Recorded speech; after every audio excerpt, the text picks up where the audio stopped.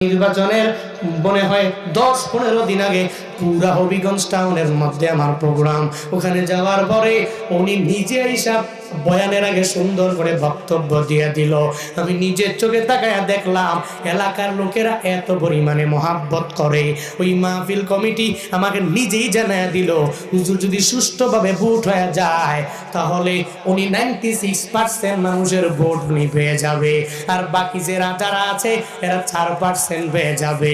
মানে 100 ভাগের মধ্যে 96 ভাগ সে পেয়ে যাবে, বাকিরা 4 ভাগ পেয়ে যাবে।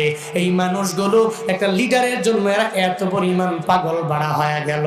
উনি কোন দল করে জানার দরকার নাই, উনার এলাকার লোকেরা উনারে কেমন মহাব্বত করে ওটা হলো মূল বিষয়।